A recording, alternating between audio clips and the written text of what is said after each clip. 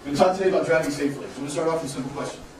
The question is, what's worth your child's life? What's worth killing someone else or killing yourself? So we're talking about risk. When you drive, you're driving something that is a deadly weapon. What, when you use that, is worth killing your child, killing yourself, killing someone else? Is that risk worth it? So driving is a daily task. It's something we do every day. And as a result, we don't tend to think about it very much. So driving is also a daily risk.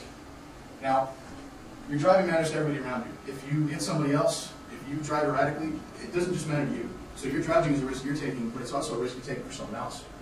Now, courtesy, attention, and mindset are the most important factors here. If you're not being courteous, other people may react differently to you.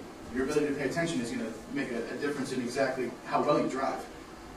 And mindset is going to make a difference in what kind of decisions you make. Your choices are going to change lives. So, what is good driving? What does good driving mean? These are the questions we got to ask. What makes a bad driver? Where does risk come from? What causes risk? You got to question everything you do. When you're driving, you can't just drive mindlessly. You got to think about it, and you got to drive aware. Now, we're going to look at your habits. We're going to think about what we can do to improve. We're going to think about what we can control and what we can't control. What are our danger areas? And we got to think about what does safe driving mean. When we rush, are we really saving time? I mean, a lot of driving is getting from point A to point B quickly, and it's getting there safely for most of us, but quickly seems to be the most important thing. So when you drive and you rush, is it really changing how fast you're getting where you're going? When we speed, what's the result? I mean, what do we actually do? Most of the time, I've noticed that when I speed, I don't actually get any place faster. If I'm pacing a car and I'm speeding and I'm being an idiot, the car that I'm pacing tends to get there just as quickly as I do. Even if I'm cutting through traffic and weaving in and out, stoplights and under traffic and stuff like that stops me. So all I'm doing is driving dangerously. I'm not actually getting any faster. Tailgate. What are you doing? When you tailgate, is it going to really change the other person's behavior? How often does tailgating cause the other person to speed up? How often does it cause them to slow down, which causes a more dangerous incident? When you tailgate, all you're doing is causing more risk. It's very unlikely you're actually going to see a difference in how fast you get someplace. How much time is worth killing for it? You're driving a deadly vehicle. If you're tailgating, how much of that time you're probably not even going to get is worth killing someone else or yourself for? What's your hurt? Is your hurt worth your life? Is it worth actually killing someone? I don't know if I beat this horse to death yet, but you're driving something deadly. How would you feel if you killed a stranger?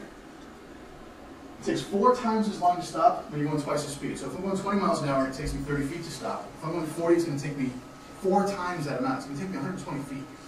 So when you increase speed, you're increasing risk exponentially. You're increasing how long it takes you to stop, and it's decreasing your reaction time. It's going to cause you to take longer time to react. As we speed, we look farther ahead. It's an automatic response. When you walk quickly, you're not staring at the ground in front of your feet. You're staring farther out. When you speed, you're looking farther ahead, which makes you tailgating at speed even more risky.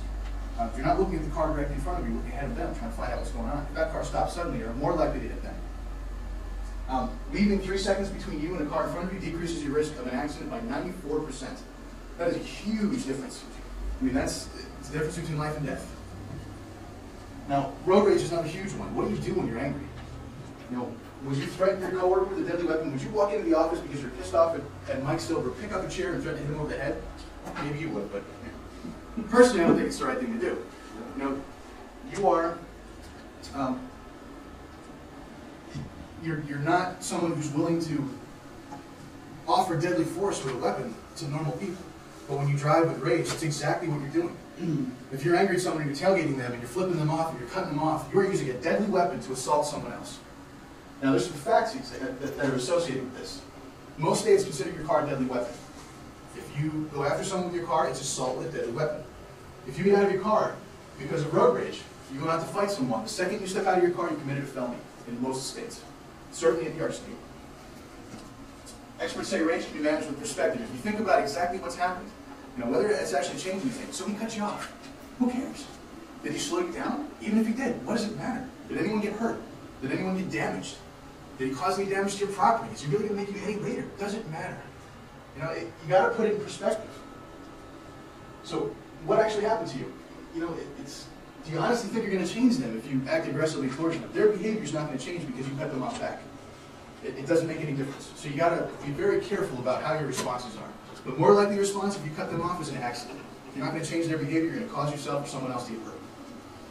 So if you're a surgeon, for convenience sake, if you got a phone call in the middle of surgery, would you pick it up and answer the phone? Yeah. Probably not, especially if it's your mother-in-law.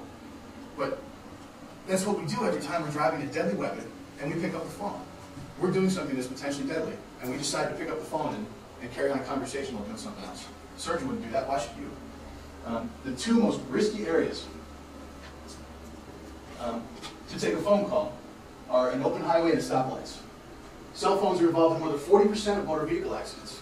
They're actually thinking it's higher than that, but because people lie about it because they don't want to get in trouble, the statistics are skewed. But 40% of the time, motor vehicle accidents happen, cell phones are involved. Right? So, consistently pulling over to take a call reduces your risk of accident more than 50%. It's actually supposed to be higher than that, but again, people don't talk about what they're actually doing, so the statistics are difficult to find.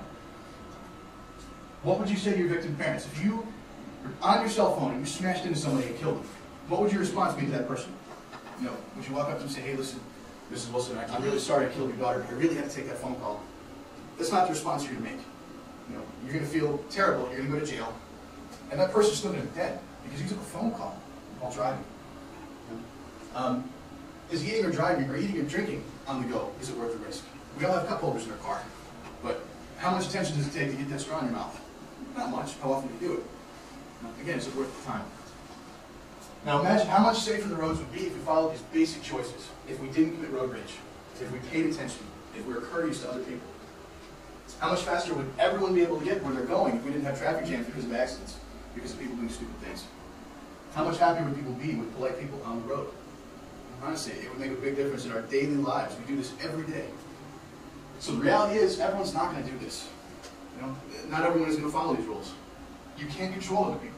You can only control yourselves. But you can absolutely control yourself. So you got to think about what you can control. If you're doing something, don't worry about the other person. Think about what they're going to do, but control yourself and your reactions. This is the most important part. The vehicle you drive is a deadly weapon. I don't know if I've mentioned that before. Think about the consequences. You got to balance risk and reward. Part of the things we do as military is we do composite risk management. We take a look at what the risk is and whether the reward is worth the risk. If the reward is getting a sip of your soda and the risk is killing a pedestrian, is that soda really worth it? Risk versus reward, you got to balance. Drive carefully, drive calmly, drive attentively. If you can follow these three basic rules, you are very likely to save lives. Be an everyday hero. You know, when you drive safely, you're going to save lives you never knew you saved. You're going to miss that pedestrian. You're never going to see him. So if you don't have incidents, if you have boring times when you drive, you're driving the right way. You're not going to know that you've done the right thing because you've already done it, and there's no major issues. The only time you're going to know something's different is if you screw up, if you hit somebody, if you hurt someone, if someone hurts you. So driving calmly and attentively will reduce that risk. Are you willing to save a stranger? You're willing to save yourself? Any questions? Thank you very much.